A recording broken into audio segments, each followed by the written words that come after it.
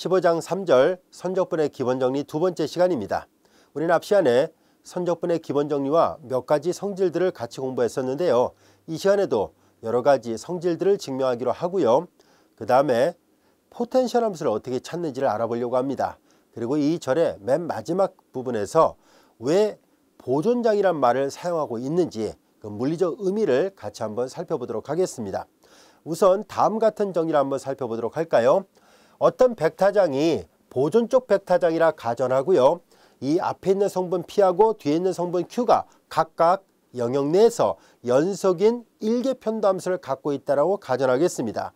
그러면 P를 Y에 대해서 편미분 한 것과 Q를 X에 대해서 편미분 한 것이 항상 일치한다는 정리인데요. 아주 중요한 정리입니다. 우선 이 정리가 왜 성립하는지를 하나하나 증명해 보도록 할까요? 자, 주어진 백타장이 보존장이라고 가정했죠. 그래서 백타장 F가 문제의 가정으로부터 보존적 백타장, 줄여서 보통 보존장이라 얘기를 합니다. 보존장이므로 그럼 앞에서 배웠던 이 보존장이라는 정의에 의해서 F는 델 F와 같아지는 이것을 만족하는 이런 소문자 F를 우리는 이 스칼라 함수 F를 포텐셜 함수라고 얘기를 했었죠. 그래서 이걸 만족하는 포텐셜 함수 F가 존재합니다. F가 존재합니다. 자, 그렇다면은 우리는 이 F의 성분은 P하고 Q로 되어 있습니다. 따라서 F는 이퀄 델 F를 만족하게 되는 것은 성분을 표시한다면 P, Q가 바로 백타자 F의 성분이고요. 그 다음에 델 F는 우리가 잘 알다시피 라운드 F, 라운드 X, F를 X에 대해서 편미분한 것이 제1성분이고요. F를 Y에 대해서 편미분한 것이 제2성분이죠. 이와 같이 됐습니다. 백타의 상등관계로부터 같은 위치에 있는 것끼리 같아야 되죠. 따라서 P는 라운드 F, 라운드 X와 같아야 되고 Q는 라운드 F, 라운드 Y하고 같아야만 합니다. 자, 여기에서 우리는 다음 같은 것을 이용해 보도록 할까요? 우리는 이 문제의 가정을 잘 보면 연속인 일개 편도함수를 갖고 있다라고 얘기를 했었습니다. 자, 그래서 이 P도 편미분할 수 있고 그것이 연속이에요. Q도 편미분할 수 있고 그것이 연속이니까 P를 Y에 대해서 편미분해 보도록 하겠습니다. 라운드 P, 라운드 Y예요. 자, 그러면 P 대신에 우리는 라운드 F, 라운드 X를 쓸 수 있었잖아요. 그래서 라운드 F, 라운드 X가 이와 같이 될 것이고, 근데 이것을 우리가 보통 줄여서 이렇게 간략하게 이렇게 쓰지요. 자, 그 다음에 마찬가지로 우리는 라운드 Q, 라운드 X도 계산해 보도록 하겠습니다. 여기서 써볼게요. 라운드 Q, 라운드 X가 되는데요. 자, 이때 Q는 다음같이 쓸 수 있어요. 라운드 F, 라운드 Y를 쓸 수 있습니다. 그래서 라운드 F, 라운드 Y를 쓸 수 있어요. 그리고 그것을 X에 대해서 편미분한 것입니다. 그런데 이 기호는 우리가 잘 알다시피 이렇게 쓸 수 있죠. 라운드 X, 라운드 Y로요. 여기까지가 됐나요? 자, 그런데 우리는 여기 잘 보세요. 이 P가 연속인 일개 편도함수를 갖고 있어요. 그러면 자연스럽게 F는 연속인 2개 편도함수를 갖는다라고 말할 수 있게 됐네요. 그렇죠? P는 연속인 1개 편도함수를 갖는다라고 얘기를 했었는데 P하고 라운드 F, 라운드 X가 같다라고 얘기를 했고 Q하고 라운드 F, 라운드 Y가 같다라고 얘기를 했었으니까 자연스럽게 우리는 이 함수가 연속이고 마찬가지로 Q도 연속인 일개 편도함수를 갖는다라고 얘기를 했었으니까 라운드 F, 라운드 Y를 다시 한 번 더 X에 대해서 편미한 얘도 둘 다 연속입니다. 그러면 우리는 앞에서 클레로 정리를 공부를 했었잖아요. 즉 이렇게 편미분 순서가 다르거든요. 일반적으로 편미분 순서를 바꿨을 때 결과가 일치하지 않지만 이 두 개가 만약에 연속이라면 클레로 정리로부터 두 개의 결과가 일치한다는 것을 이미 앞에서 배웠었습니다. 자, 그래서 자연스럽게 여기는 클레로 정리로부터 성립합니다. 클레로 정리로부터 이 등호가 성립하기 때문에 라운드 P, 라운드 Y하고 라운드 Q, 라운드 X가 같다라는 결론을 얻을 수 있게 됐습니다. 그래서 만약에 주어진 백타장이 보존장이라면 이것이 성립합니다 라는 것을 알 수 있게 됐습니다. 여기까지 되셨죠? 자, 그리고 우리는 이거와 관련된 역의 개념이 성립할 것인가 하는 것을 알아보려고 하는데요. 하지만 이 정리의 역이 바로 성립하지 않습니다. 이 정리의 역이 성립하게끔 하려고 한다면 조금 더 조건을 강화시켜야 되는데요. 단순 연결 영역이란 말이 필요합니다. 자, 그래서 우리는 다음 같은 용어를 하나 살펴보도록 하겠습니다. 단순 곡선이라는 말, 단순하지 않은 곡선이란 말, 그리고 우리 앞에서 연결 영역이라는 것을 공부를 했었죠. 그 집합 안에 있는 임의의 두 점을 유한계의 선분으로 연결할 수 있다면 그 영역을 우리는 연결 영역이다 라고 얘기를 했었습니다. 그런데 지금 그 앞에다 수식어를 붙이려고 해요. 단순 연결 영역이란 말을 붙이려고 하고요. 단순하지 않은 연결 영역은 통틀어서 다중 연결 영역이라고 얘기를 하도록 하겠습니다. 자, 그래서 용어를 하나하나 우리가 공부를 해보도록 할까요? 먼저 단순 곡선입니다. 심플 커브라는 얘기인데요. 심플 커브는 이런 걸 말합니다. 시점과 종점이 일치하지 않는 그런 곡선을 우리는 단순 곡선이라 얘기를 하도록 하겠습니다. 자, 그런데 여기에서 시점과 종점이 좀 더 자세하게 얘기를 해야 되겠네요. 자, 우리는 심플 커브인데, 자, 이거는 시점과 종점이 일치하지 않으니까 열린 곡선이라 말을 해야 되겠죠. 그래서 좀 더 자세하게 simply open curve라 얘기를 합니다. 말 그대로요. 단순 연결 곡선 이렇게 얘기를 하도록 하겠습니다. 자, 그리고 우리는 이번에는 이렇게 생긴 거를 생각해 볼까요? 자, 얘는 시점과 종점이 일치하지 않으니까 여전히 오픈 커브가 맞아요. 하지만 단순하다, 단순하지 않다 이걸 구별하려고 하는데요. 단순하지 않다는 얘기를 하려고 하는 것은 not simply 라고 불려지는 것은요. 이런 말을 언제 사용하냐면, 자, 얘는 아예 만나는 점이 단 한 점도 없었죠. 이럴 때를 우리가 심플하다라고 얘기를 할 거예요. 하지만 이렇게 얘는 중간 어딘가에서 만나는 점이 있죠. 이렇게 되면 심플하지 않다, 단순하지 않다라고 얘기를 하겠습니다. 그래서 simply open curve, not simply open curve 구별이 됐죠. 그럼 이번에는 이렇게 생긴 패곡선을 갖고 있다고 봅시다. 얘가 시점과 종점이 일치하는 패곡선이에요. 근데 시점과 종점을 제한 나머지 어떤 점에서도 이 점들이 서로 만나는 점이 없죠. 이렇게 될 때 우리는 이 곡선을 simply crossed curve라 얘기를 합니다. 이해됐습니까? 우리말로 단순 닫힌 곡선 또는 단순 패곡선 이렇게 번역해서 쓰고 있고요. 만약에 이런 식으로 팔자 모양으로 되어 있다라 봐요. 시점과 종점을 제외한 나머지 점에서 만나지 않을 때 심플하다는 말을 붙여야 되는데, 얘는 시점과 종점 말고도 중간에 어딘가에서 또 만나고 있죠. 이렇게 되면 not simply crossed curve라 얘기를 합니다. 자, 쉽게 구별이 될 거예요. 이건 단순 열린 곡선, 단순하지 않은 열린 곡선, 단순 닫힌 곡선, 단순하지 않은 닫힌 곡선 이렇게 말을 구별하도록 하겠습니다. 이해됐죠? 그래서 단순 곡선이란 말과 단순하지 않은 곡선이란 말을 구별하게 됐습니다. 요 두 번째와 네 번째가 단순하지 않은 거고요. 첫 번째하고 세 번째가 단순한 곡선이고요. 첫 번째와 두 번째는 열려 있고 세 번째와 네 번째는 닫혀 있다 이렇게 표현을 하고 있습니다. 구별이 됐죠? 자, 그 다음에 이제 커넥티드 리전이란 말은 앞서 얘기한 것처럼 그 안에 있는 임의의 두 점에 대해서 우리가 다각형 형태로 연결할 수 있는 것을 말했었습니다.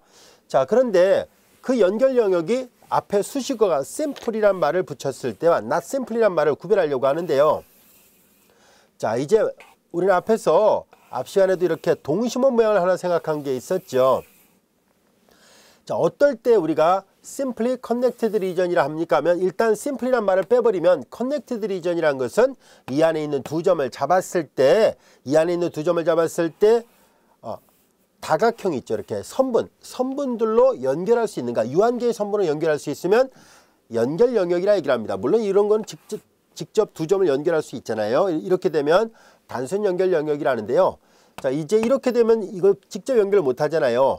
이렇게 고리 모양의 영역만 정역이라 가정한다면 직접 여기를 통과할 수 없으니까 정역을 벗어나잖아요. 그러니까 이렇게 다각형으로, 이 개수는 상관없습니다. 몇 개로 만들든 간에 상관없고요. 유한계의 선분들로 연결시킬 수 있다면 그 집합을 connected region이라고 얘기를 합니다.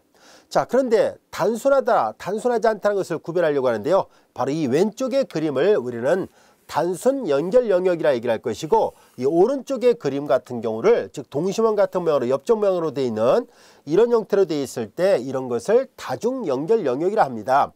또는 not simply란 말을 붙여서 단순하지 않은 연결 영역이라고 쓰기도 하고요. 아니면 여기에다가 얘는 simply라 했다면 multiply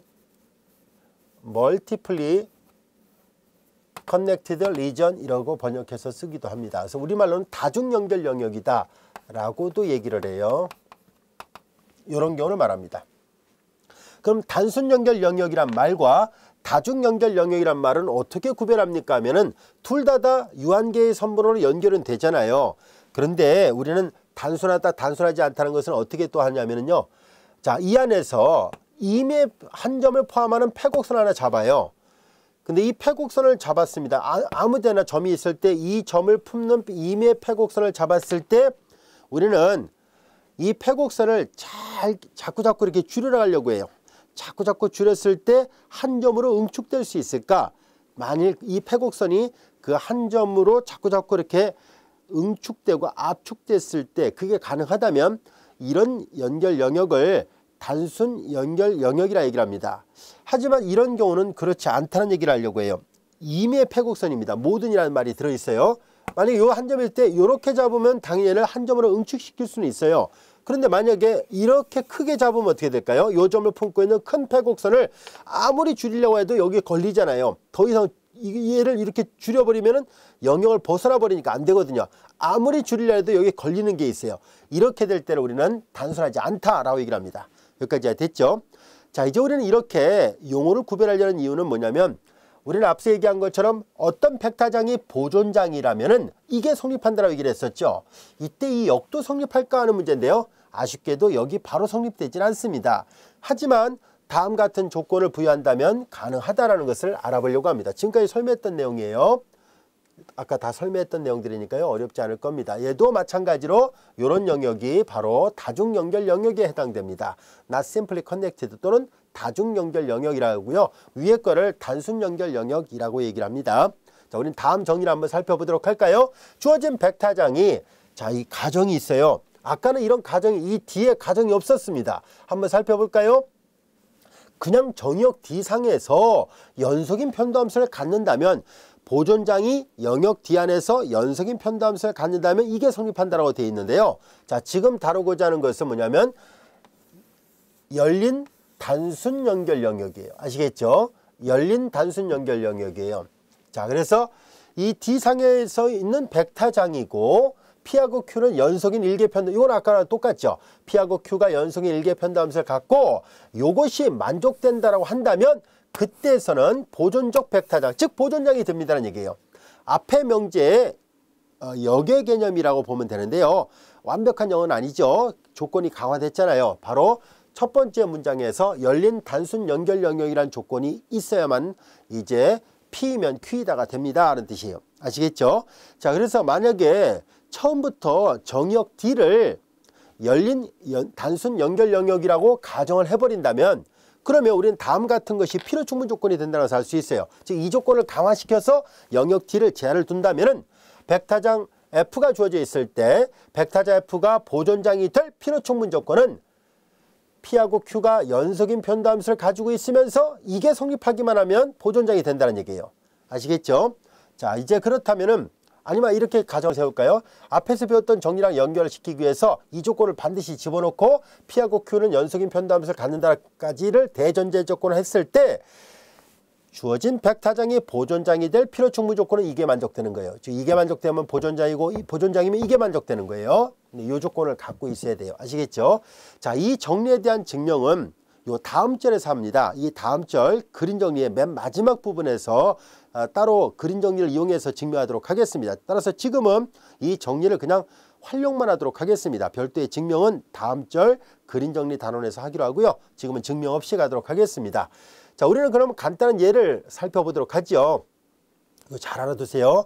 보존장이 될 필요 충분 조건을 계산하려고 할 때 요 편도함수 결과가 일치하는지를 보면서 확인해 볼 수 있습니다. 그래서 요거는 아주 쓰임새가 많으니까요. 잘 알아두세요. 성분이 2개짜리일 때는 이것만 갖고 조사하면 되는데 성분이 3개짜리일 때는 조금 더 여러 개를 조사를 해야 돼요. 성분이 3개짜리가 되는 백타장이 보존장이 될 필요충분 조건을 조사할 때는 우리가 저 뒤에 가서 우리가 컬과 다이버전스 이런 용어를 배우는 그 단원에서 따로 우리가 필요충분 조건을 알아보도록 하겠습니다. 자, 이제 우리는 지금 성분은 2개짜리일 때 이런 조건을 다 충족한다면 보존장이 되고, 보존장이면 앞서 증명했던 것처럼 이게 돼요.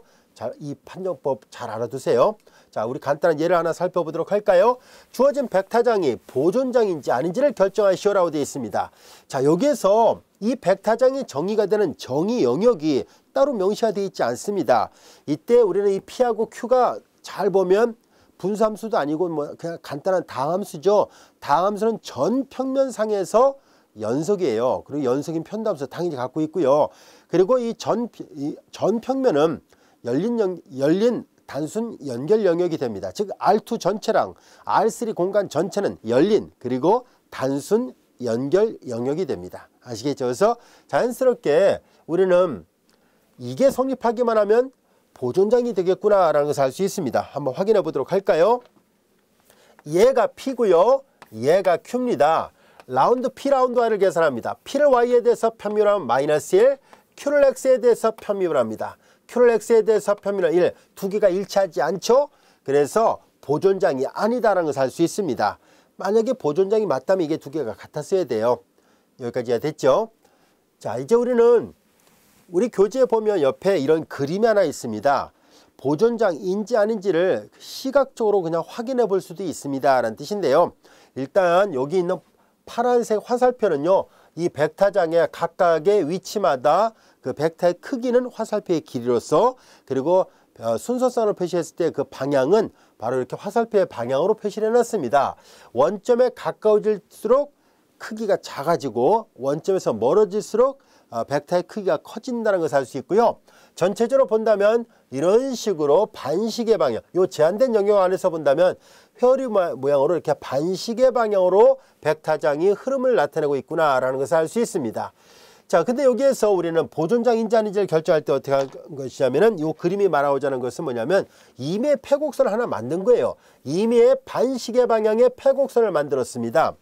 근데 우리는 앞에서 말했었죠. 우리는 앞에서 배웠던 정리를 여기다 한번 적용을 해볼 거예요. 우리는 앞에서 앞 시간에 배웠던 정리 중에 뭐가 있었냐면 패곡선상에서의 선적분이 있었죠. 자, 이제 보세요. 어떤 백타장의 선적분이 경로에 독립이 될 필요충분 조건은 닫힌 경로상에서 선적분이 0이 된다는 얘기예요. P면 Q이다가 아니라 필요충분 조건이죠. 자, 그러면 이 경로에 독립이 될 필요충분 조건, 경로에 독립이면 또 어떤 게 있는지 한번 볼까요? 앞 시간에 끝부분에 우리가 증명했던 내용이에요. 우리는 여기 보다시피 백타장이 경로에 독립이 되면은 보존장이라는 것을 알 수 있어요. 자, 그래서 말을 바꾸면 경로에 독립이면, 즉 주어진 백타장이 보존장이면 임의의 닫힌 경로상에서 이게 보존장이 맞다면 패곡선상에서의 적분은 무조건 0이 나와야 되거든요. 이해됐죠? 바로 이 앞에 배웠던 두 개의 정리를 결합해 보면 주어진 백타장이 보존장이면 패곡선을 따른 적분값이 0이 나와야 되는데, 여기 보세요. 자, 이 패곡선을 따라서 적분하려고 하는데요. 자, 우리는 선적분을 잘 들여다보면, 자, 이제 백타장의 선적분은 워크의 개념이잖아요. F 내적 DR인데요. 이 패곡선 C를 따른 선적분 하는데, 자, 우리는 이 경로 C 상에 있는 각각의 질점마다, 자, 이제 우리는 DR은 위치 벡터를 나타내죠.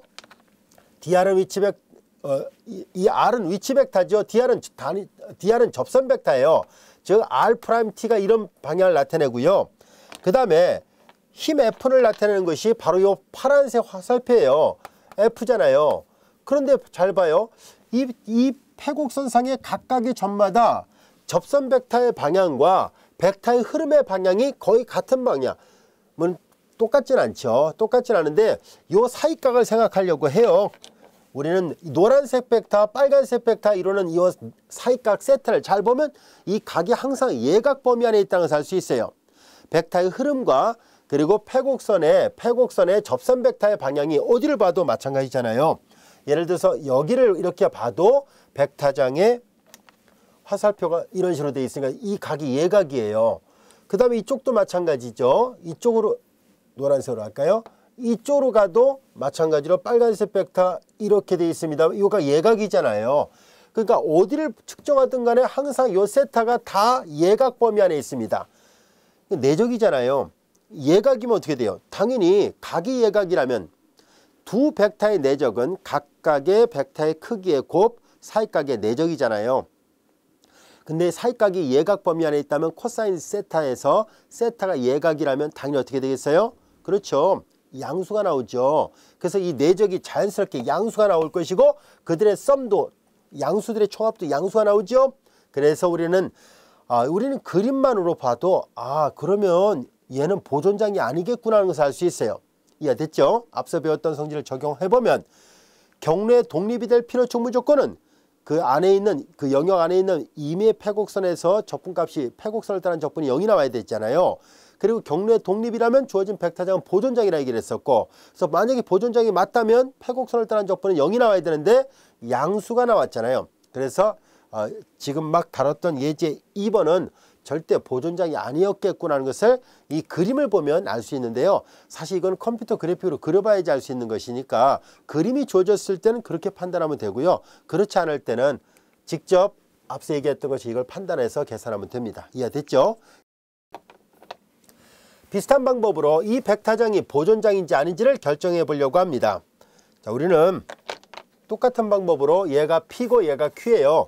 그래서 라운드 P 라운드 Y를 계산할까요? 여기다 계산하겠습니다. 라운드 P 라운드 Y를 구합니다. P를 Y에 대해서 편미하니까 2X가 됐고요. Q를 X에 대해서 편미합니다.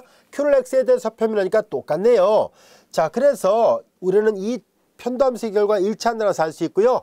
앞서 얘기한 것처럼 이렇게 다항식 모양으로 되어 있으면 전 평면상에서 연속인 일개 편도함수를 당연히 갖고 있고요. R2 전체는 일단 오픈이고 열린 영역이고요. 그리고 단순합니다. 그리고 연결 영역이에요. 그래서 열린 단순 연결 영역이 돼요. 아시겠죠? 그래서 앞서 배웠던 것처럼 얘가 성립하니까 요거이므로 앞에 예제 2번은 보존장이 아니었었는데요.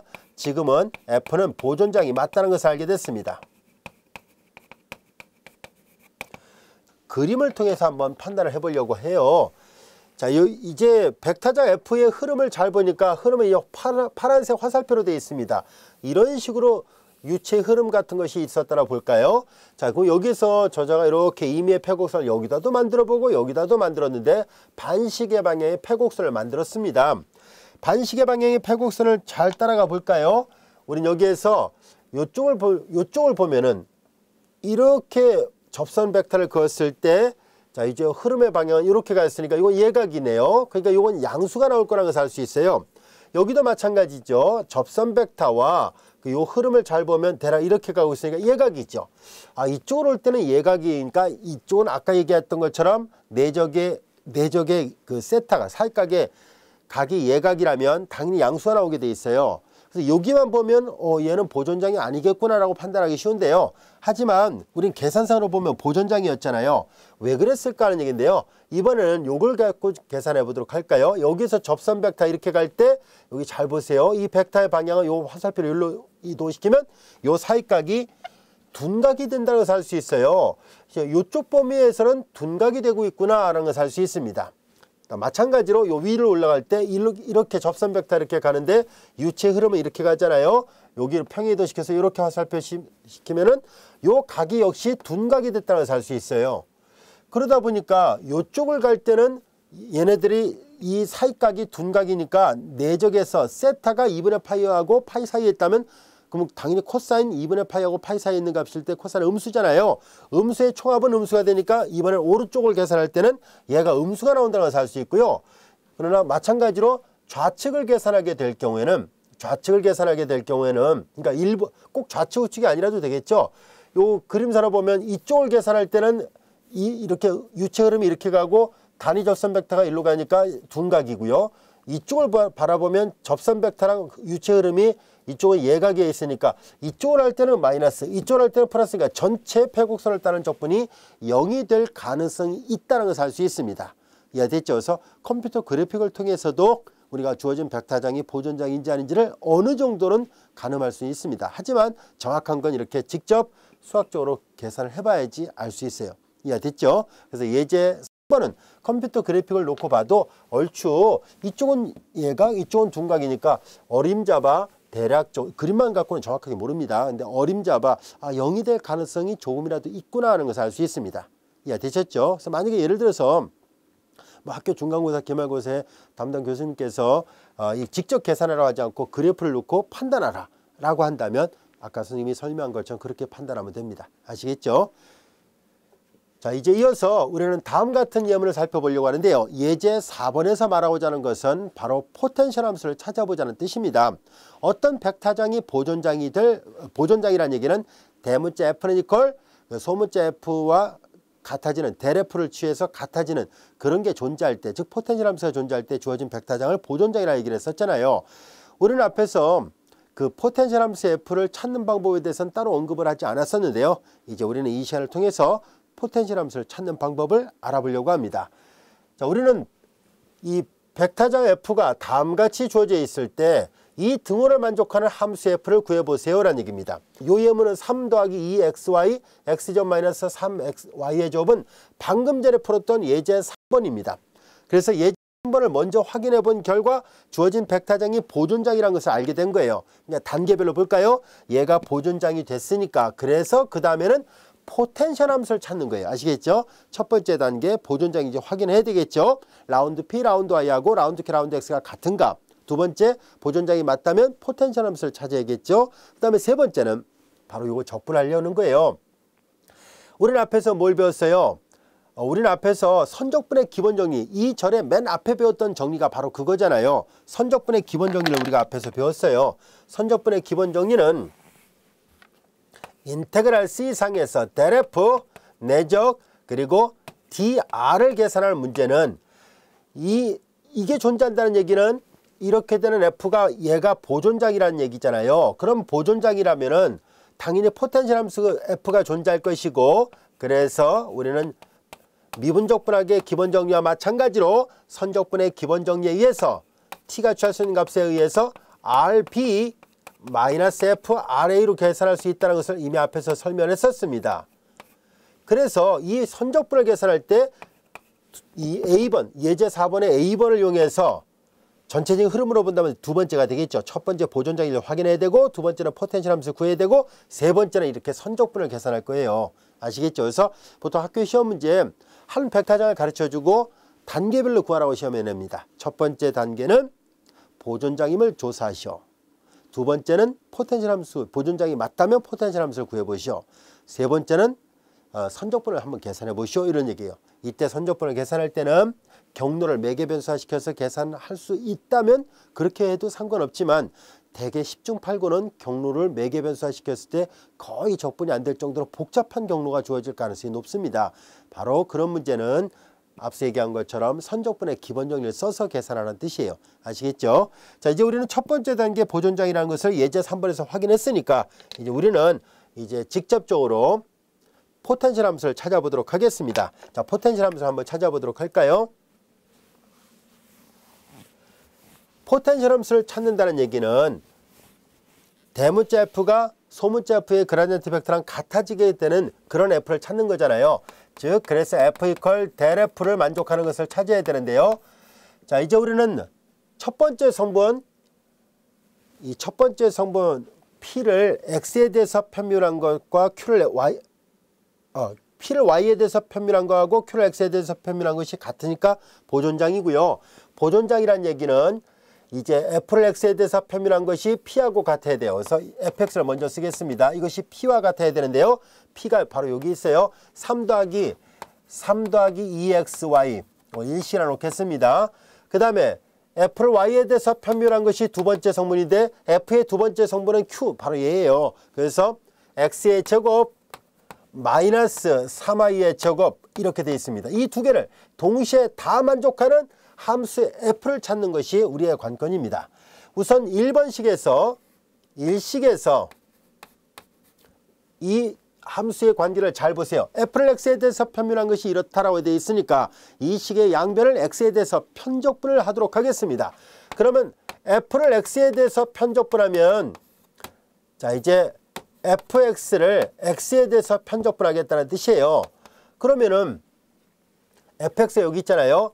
3 더하기 2xy 그리고 dx인데요. x에 대해서만 편적분합니다. 나머지 문자는 상수 취급해요. 그러니까 3x 플러스 x에 대해서 편적분하니까 2xy와 같이 되고 그 다음에 당연히 적분했으니까 적분상수가 붙을 텐데요. 일변수 함수라면 그냥 c라 쓰면 되지만 다변수 함수에서는요. 우리 앞에서 배웠었죠. 만약에 이변수 함수 xy가 있을 때 x에 대해서 편미분할 때는 y는 상수 취급했었죠. 마찬가지로 y에 대해서 편미분할 때는 x를 상수 취급했었습니다. 그러면 편미분할 때도 상수 취급하듯이 편적분할 때도 마찬가지로 상수 취급할 테니까 자연스럽게 여기를 c라 쓰면 안 됩니다. 처음에 이 부분을 공부할 때 많이 틀리는 이유 중에 하나는 무심코 그냥 c를 써버리는 거예요. 그래서 여기엔 c가 아닙니다. 왜냐하면 이변수 함수잖아요. 그쵸? 이변수 함수예요. x에 대해서 편적분할 때 당연히 거꾸로 이 함수를 x에 대해서 편밀하면 얘만 나와야 된다는 얘기는 여기가 상수일 수도 있지만 y만의 함수가 돼도 상관없잖아요. 그래서 여기를 정확하게 표현하려면 gy로 써야 돼요. gy라는 얘기는 x에 대해서는 상수 역할을 하잖아요. 전체 이 적분할 때 당연히 상수 역할을 하는 거예요. y만의 함수라는 뜻은 무조건 y가 들어간다는 뜻이 아니라 만약에 변수가 온다면 y만 옵니다 라는 뜻이고 상수가 와도 됩니다. 그래서 x는 없다는 것을 강조한 것 뿐이에요. 자 이제 우리는 fx가 이렇게 됐습니다. 그런데 아직 우리는 이 주황색으로 표시했던 gy가 어떤 함수인지를 몰라서 정확하게 함수 f를 찾지를 못하고 있습니다. 그래서 우리는 문제에서 이 두 개를 동시에 다 만족해야 된다고 썼으니까 우리는 이 2번식을 다시 활용하도록 하겠습니다. f를 x에 대해서 편미분한 것, 이걸 x에 대해서 편미분한 f를 y에 대해서죠. f를 y에 대해서 편미분합니다. f를 y에 대해서 편미분한 것은 얘랑 같아야 된다고 했었죠. 그래서 이 식을 이용해서 우리는 요 gy를 찾도록 하겠습니다. 이게 f였거든요. y에 대해서 편밀할 때 나머지 문자 상수 취급하죠. 얘를 y에 대해서 편밀하니까 좌변 x의 제곱, 그리고 얘를 y에 대해서 편밀하니까 g'(y만) 있다는 것을 알게 됐습니다. 요걸 y에 대해서 편밀한 거예요. 그리고 그것이 오른쪽 이거와 같아야 됩니다. x의 제곱 마이너스 3y 제곱이에요. 이걸 항등식이 돼야 되니까 자연스럽게 좌우를 비교해 본 결과 g'(y는 마이너스 3y 제곱이라는 것을 알게 됐습니다. 그래서 이 식의 양변을 적분하면 되겠군요. 이건 일변수 함수의 도함수에 불과하니까 얘를 적분하기만 하면 되네요. y에 대해서 편적분하니까 마이너스 y의 3승 그리고 플러스 c 이렇게 되겠군요. 여기까지가 됐죠. gy는 마이너스 y, 여기는 일변수 함수니까 자연스럽게 상수 c를 생각하게 됐습니다. 이제 얘가 구해졌으니까 여기다 다시 대입하면 포텐셜 함수가 찾아졌습니다.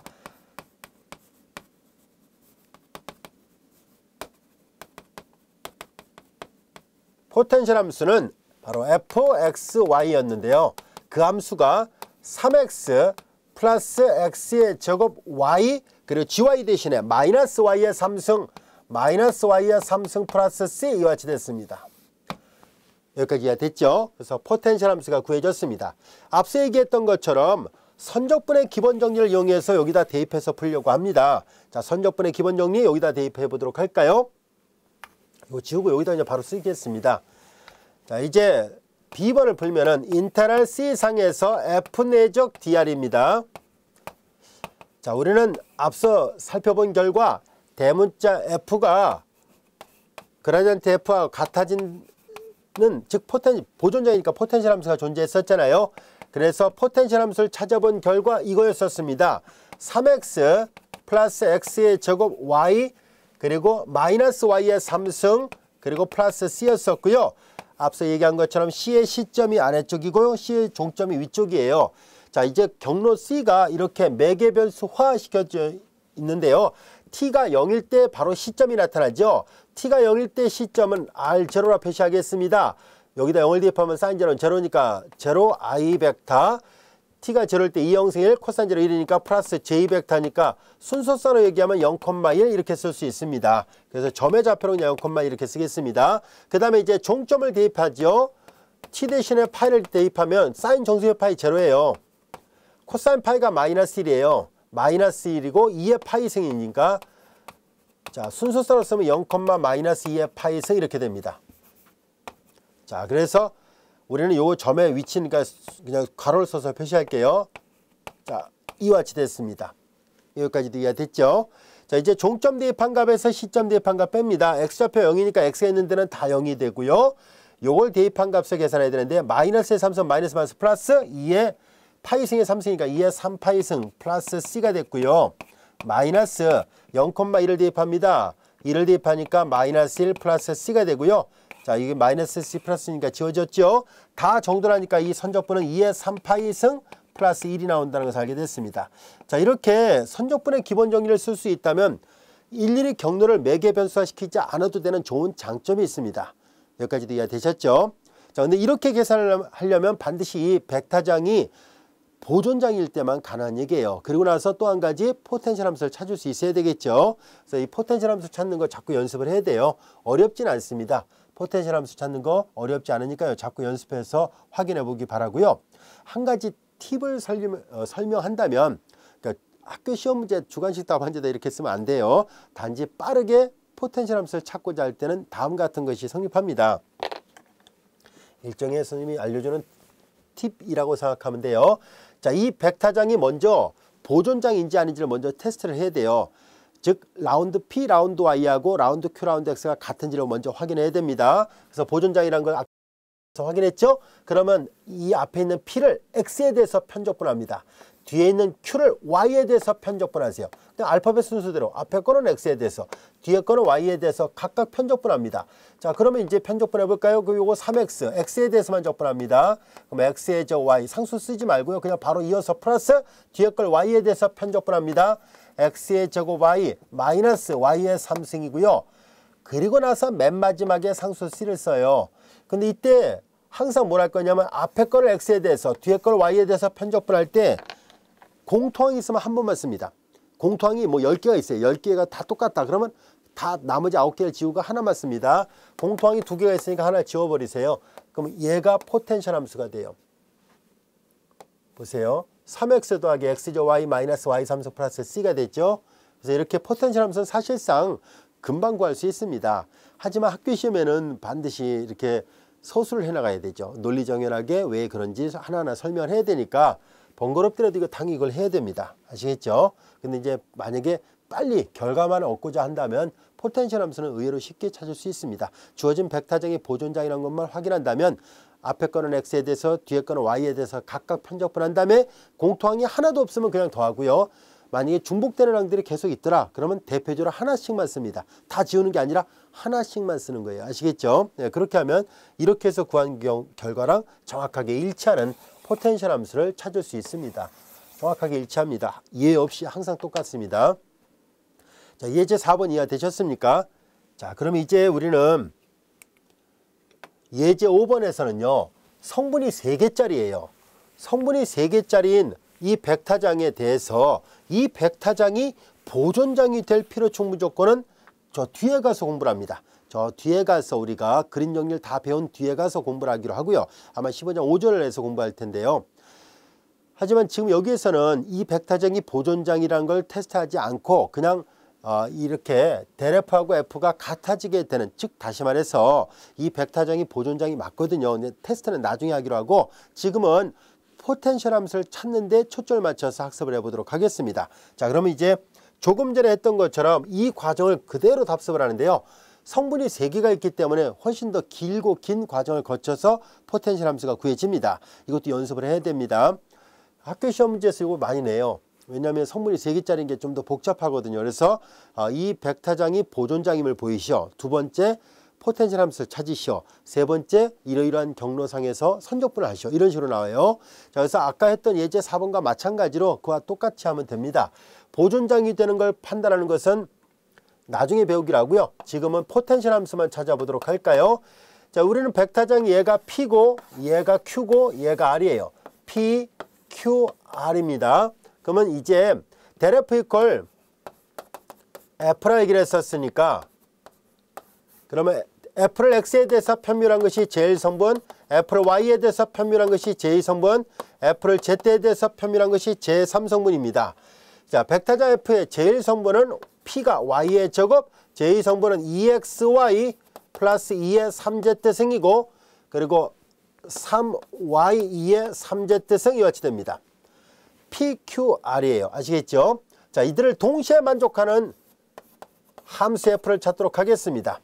자, 우선 첫 번째 식에서 보겠습니다. 1식에서 F를 X에 대해서 편밀한 것이 Y의 제곱이라 얘기를 썼으니까 편미분 하기 전에 있는 함수를 찾도록 하죠. fxyz를 찾습니다. 자, 이것은 인테랄 fx를 x에 대해서 편적분하면 되겠군요.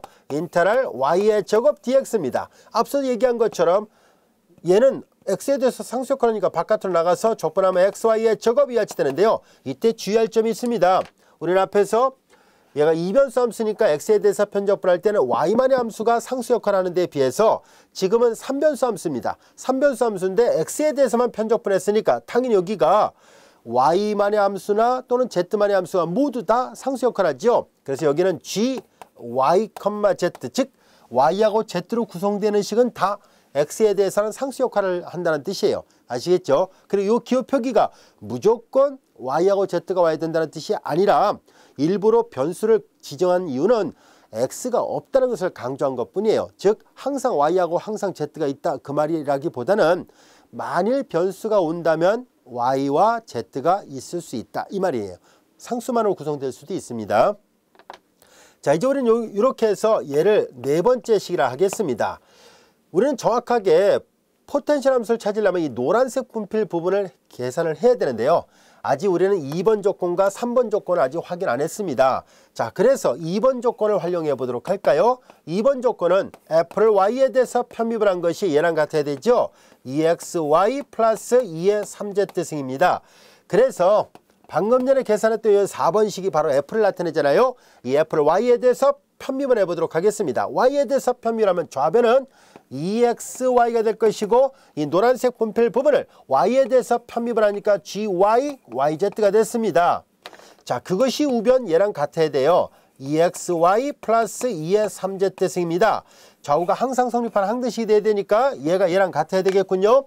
자, 그래서 우리는 이 새로운 방정식을 만족하는 편적분을 시도를 해보도록 하겠습니다. 즉 gy yz죠. 자, 이 값이 2의 3z승이라고 했었으니까 이 식의 양변을 y에 대해서 편적분을 하도록 하겠습니다. 그러면 gyz를 구할 수 있겠군요. gyz는 얘가 얘랑 같으니까 결과적으로 2의 3z승을 y에 대해서 편적분을 시도하는 것과 같아요. 역시 y에 대해서 상수니까 바깥으로 나가면은 y2의 3z승 이렇게 쓸 수 있을 것이고요. 이제 변수가 2개짜리밖에 없었는데 y에 대해서 편적분했으니까 뒤에는 자연스럽게 이제 h를 쓸게요. hz밖에 없다는 얘기를 알 수 있겠네요. 그렇죠? y에 대해서는 z만의 함수는 상수 역할을 하거든요. 여기까지 됐죠? 자, 이 식을 다시 4번식에다 대입을 하도록 하겠습니다. 그럼 4식에 의해서 대입을 해보니까 함수 f 줄여서 그냥 이렇게만 쓸게요. xy의 제곱 플러스 gyz는 이거로 쓸 수 있네요. y2의 3z승 플러스 hz와 같이 됐습니다.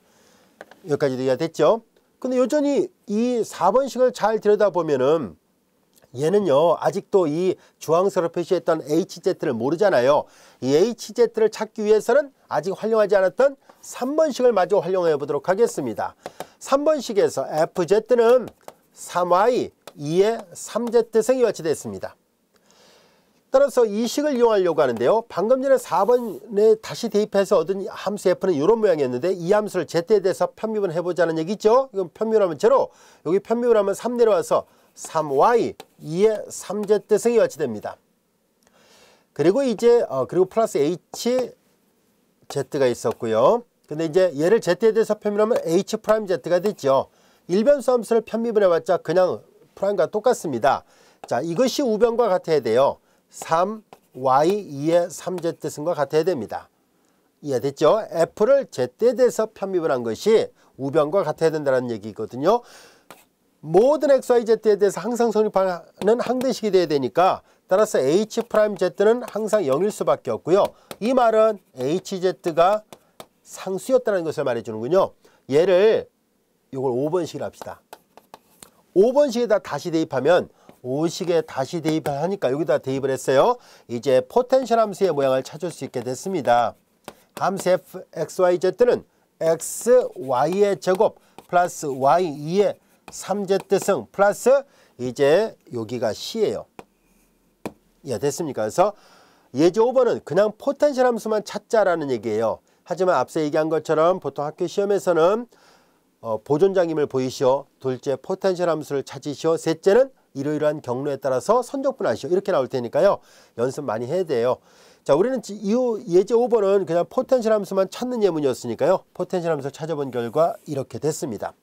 자, 근데 이것도 혹시 앞에서 선생님이 예제 4번의 끝부분에서 방금 전에 설명했던 것처럼 하나의 팁으로서 만약에 그냥 빨리 포텐셜 함수를 찾고자만 한다면은 다음같이 구해도 됩니다. 우리는 얘네들을 각각을 적분하는데요.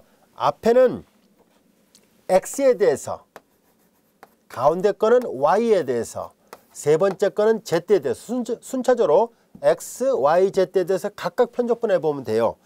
자, 한번 해볼까요?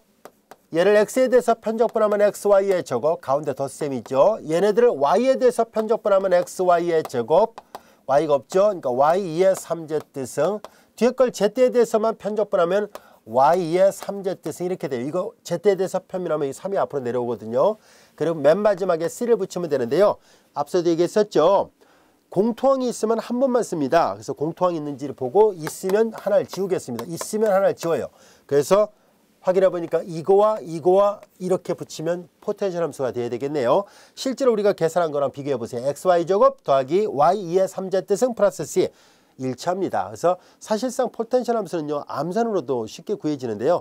하지만 학교 시험 문제도 저렇게 쓰면 안 돼요. 저렇게 쓰면은 결과는 맞았지만 과정이 아무것도 없잖아요. 그래서 서술형으로 되어 있는 시험에서는 당연히 0점 처리가 되니까 주의하세요. 단지 우리는 그냥 빨리 결과를 알고 싶었을 때, 그리고 또는 우리가 계산했던 결과를 검증하려고 할 때 이걸 활용해 보세요. 그럼 유용하게 활용할 수 있을 겁니다.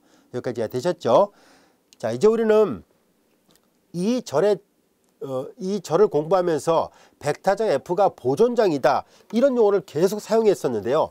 자, 이런 보존장이란 말을 왜 붙였을까 하는 것을 한번 이 절을 마무리하면서 학습을 해보려고 합니다. 왜 보존장이란 말을 계속 사용하고 있었을까 하는 얘기인데요. 그것은 물리학에서 사용하는 에너지 보존의 법칙을 만족하기 때문입니다. 즉 에너지 보존의 법칙, 어떤 물체를 A 지점에서 B 지점까지로 이동시킬 때 가해진 E를 계산할 때요, 자연스럽게 A 지점에서의 위치 에너지와 운동 에너지 합과 B 지점에서의 위치 에너지와 운동 에너지의 합이 같다는 얘기예요. 그래서 에너지가 보존이 된다라는 뜻에서 그 에너지 보존의 법칙이라 얘기를 하고, 그런 이유 때문에 주어진 벡터장을 보존적 벡터장, 즉 줄여서 보존장이라고 말을 붙이게 된 겁니다. 자, 그러면 물리학에서 사용하는 그 에너지 보존의 법칙이 어떻게 해서 성립하는 것인지를 알아보기 위해서 하나하나 학습을 해보도록 하겠습니다. 여러분들이 이미 잘 알다시피 뉴턴의 운동 제2법칙으로부터 힘 F는 질량 곱하기 가속도예요. 우리 위치 벡터를 RA로 표시한다면 한 번 미분하면 속도 벡터가 되고 두 번 미분하면 가속도 벡터가 되죠. 그래서 다음같이 뉴턴의 운동 법칙에서 나타나는 힘 F는 다음같이 나타낼 수 있습니다. 자, 하나하나 해볼게요. 힘 F는 질량 곱하기 가속도인데요. 위치 벡터를 RT라 표시한다면 그러면 한 번 미분하면 속도고 두 번 미분하면 가속도 이렇게 됩니다. 여기까지가 됐죠. 자, 그러면 이제 우리는 어떤 물체를 이동을 시키려고 합니다. 어떤 물체를 경로 C를 따라서 다음같이 이동을 시킬 생각이에요. 그럴 때 우리는 그 물체에 가해진 힘 F에 대해서 워크는 말 그대로 E를 계산한다는 얘기잖아요. F 내적 dr입니다. 이때 이 F는 이걸 여기다 대입을 해보도록 할게요.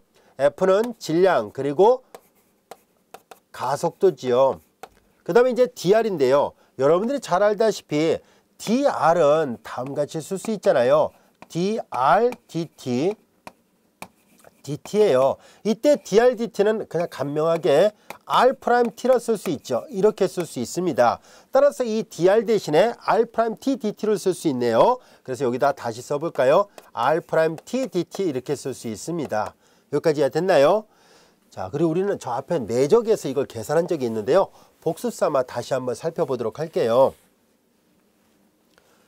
자, 복습 삼아 여기다 한번 써보고 난 다음에 여기다 계산하겠습니다.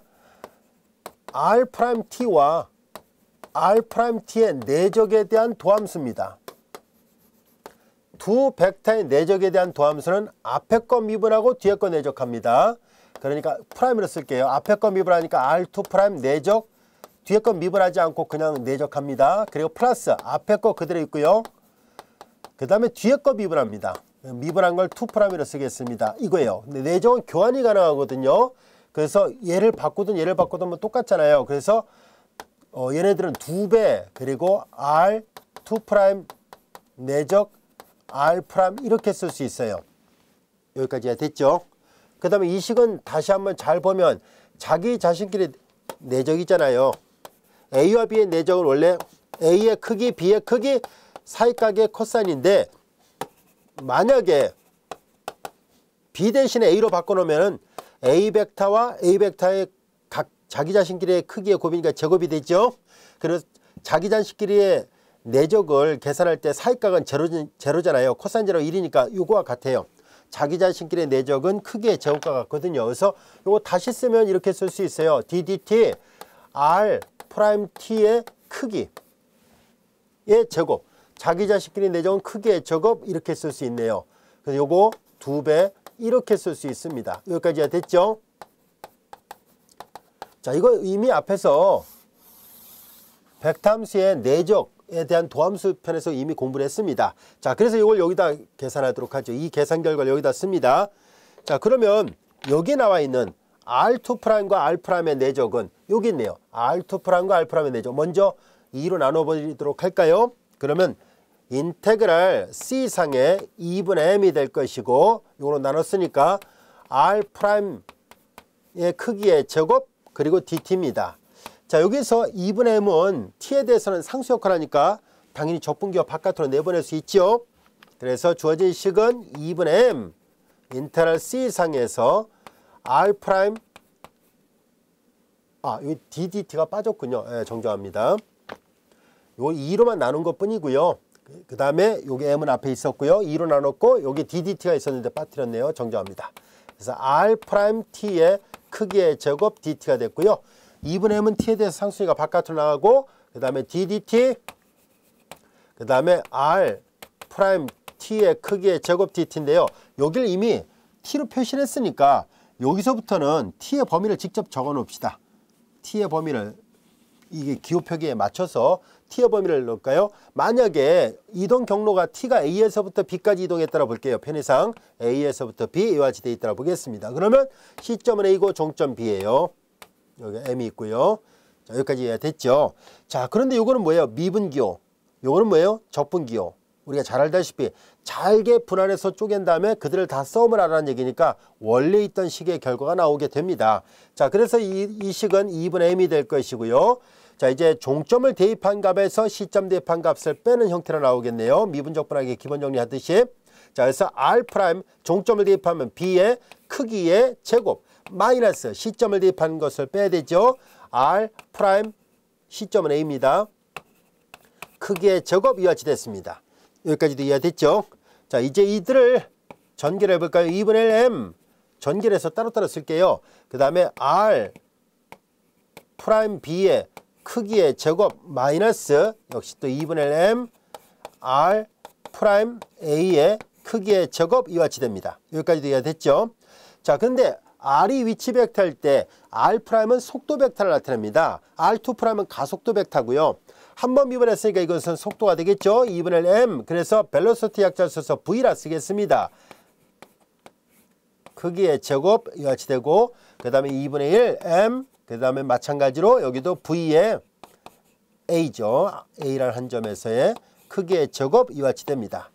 자, 이제 여기에서 우리는 2분의 1 mv의 제곱은 여러분들이 이미 잘 알다시피 이런 것들을 운동에너지라 얘기를 하잖아요.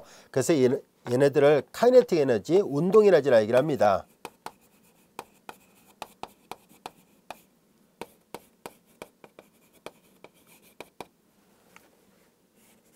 자, 이제 그래서 카이네틱 에너지의 이니셜을 따와서 K라고 표시하도록 하겠습니다. 그러면 주어진 식은 여기다 쓸까요? 여기다 와서 이제 얘는 B라는 한 점에서의 운동 에너지고 얘는 A라는 한 점에서의 운동 에너지예요. 카이네틱 에너지의 이니셜을 따와서 이렇게 표시하도록 하죠. KB 마이너스 KA가 된 거예요.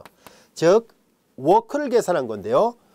어떤 물체를 경로 C를 따라서 질량인 M인 물체를 경로 C를 따라서 이동시켰을 때 그 물체 한 1을 계산해 본 결과 쭉 물리적 양을 계산해 보니까 B라는 종점에서의 운동에너지에서 C점에서의 운동에너지를 뺀 것과 같다는 것을 알게 됐습니다. 여기까지 이해됐죠? 자, 이제 우리는 또 하나를 생각해 보도록 할까요? 한편 여기까지 이해됐죠? 좀 앞에 걸 지워볼게요. 한편 우리는 포텐셜 함수를 얘기할 때 부를 항상 즉 대문자 F 이퀄 소문자 델 F 이렇게 표시했었습니다. 즉 F는 이퀄 델 F 이렇게 표시해 왔었는데요. 물리학에서는 마이너스라는 부호를 사용합니다. 마이너스 부호라는 것을 사용해서 포텐셜 함수를 또는 다른 말로 잠재적 함수라 얘기를 하거든요. 그래서 물리학에서는 이제 방향을 고려해서 마이너스까지 계산해서 구하고 있거든요. 그래서 우리는 물리학에서 사용하는 포텐셜 함수를 다음과 같이 따로 약속을 하겠습니다. 물리학에서는요, 포텐셜 함수를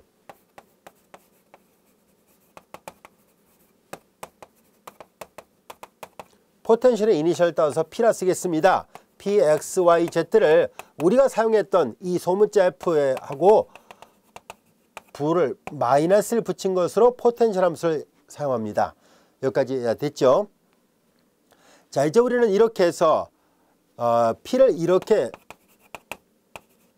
정의를 하게 되면은 그러면 앞서 얘기했던 것처럼 이제 F는 이퀄 델 F가 아니라 이제 뭐가 되겠어요? 델 F가 아니라 마이너스를 붙여놨으니까 마이너스 델 P가 되겠죠.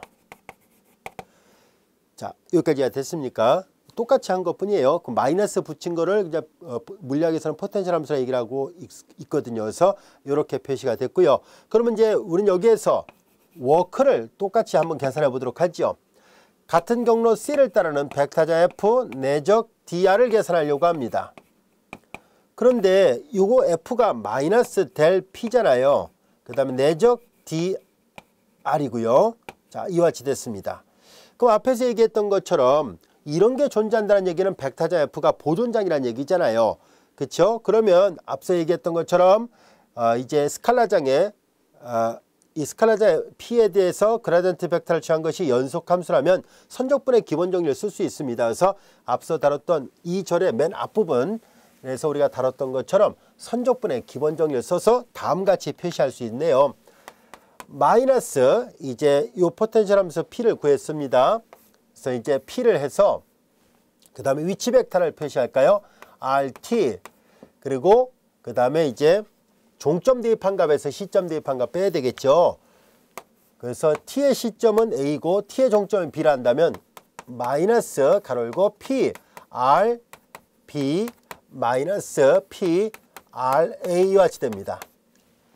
RA, RB는 각각의 위치를 나타냅니다. 그래서 이제 우리는 요건 이제 시점, 이건 종점이잖아요.